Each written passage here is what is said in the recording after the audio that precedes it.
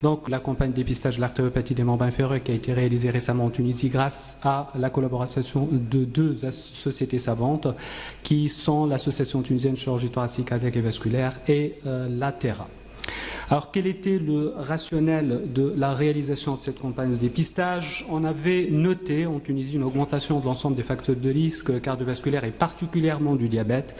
Deuxièmement, l'artériopathie reste une pathologie malheureusement sous-diagnostiquée malgré sa fréquence et les malades qui arrivent aux spécialistes sont généralement à un stade tardif de la maladie. Et puis troisièmement, jusqu'à la réalisation de cette campagne de dépistage, il n'y avait pas de données objectives concernant l'artériopathie des membres inférieurs dans notre pays.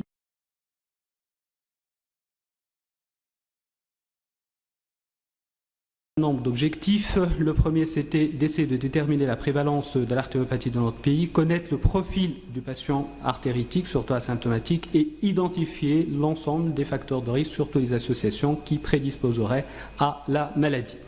Pour cela, nous avons réalisé un certain nombre de workshops sur une période d'une année. Il y avait au total 12 workshops au cours desquels il y avait d'abord une formation théorique qui a été présentée par un certain nombre de spécialistes concernant surtout le diagnostic et le traitement de la maladie, et puis une séance pratique au cours de laquelle on avait offert un Doppler de poche à l'ensemble des médecins généralistes participants, et il y avait une initiation à la mesure de l'IPS. Donc vous connaissez très bien donc l'intérêt de l'IPS, ce qui fait partie actuellement des recommandations dans le diagnostic de l'artériopathie, bien sûr les valeurs normales, et après chaque médecin généraliste au cours donc, de la consultation, il doit remplir cette fiche où il y a les antécédents du patient et les données de l'examen clinique. Au total, nous avons pu solliciter 332 médecins généralistes et après il y avait 188 médecins qui avaient répondu donc, de façon active, soit 57% qui se répartissaient sur les différentes régions du pays. Et puis, donc on avait fait un recueil de l'ensemble de ces données. Il y avait 3192 fiches et il y avait un centre de statistiques qui avait fait l'analyse des données et on a pu retenir, après avoir éliminé les dossiers inexploitables, 2919 dossiers et qui se répartissaient entre 1316 dans la région du Nord, 638 au centre et 965 dans le sud du pays. Alors, quels étaient les résultats par rapport au groupe général? L'âge moyen était de 63,26 ans. C'était dans 65% des cas de sexe masculin. 70,9% de patients hypertendus avec une ancienneté de l'hypertension artérielle de 14,2 années. Le diabète, 66,9%, 11,2 années d'ancienneté avec surtout un diabète de type 2. Dyslipidémie 50% et que ça répartissait de façon égale entre l'hypercholestérolémie et l'hypertriglycéridémie. L'obésité, on était surpris par un chiffre quand même important, 62,1% et c'était essentiellement donc une obésité de type androïde. Le tabagisme, 67,2% chez les hommes et 6% de tabagisme chez les femmes. Au niveau des événements cardiovasculaires, il y avait donc des antécédents d'infarctus du myocarde dans 15,8% des cas et d'accident vasculaire cérébral dans 10,3% des cas.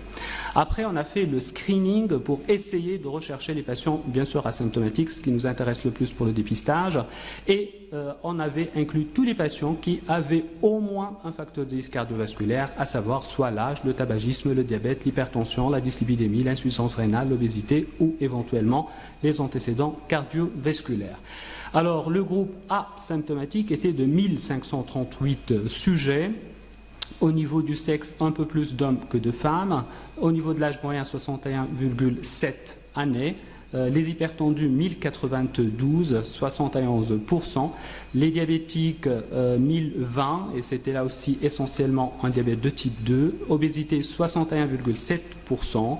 Et au niveau de la dyslipidémie, c'est comme pour le groupe général, pratiquement la moitié, avec la moitié donc de ce groupe-là, hypercholestérolémie, hypertriglycéridémie. Bien sûr, les événements cardiovasculaires étaient moins importants, 8,8% maladie coronaire et 6,6% d'affection vasculaire cérébrale. Le problème du dysfonctionnement érectile, 15% des hommes asymptomatiques avaient un dysfonctionnement érectile.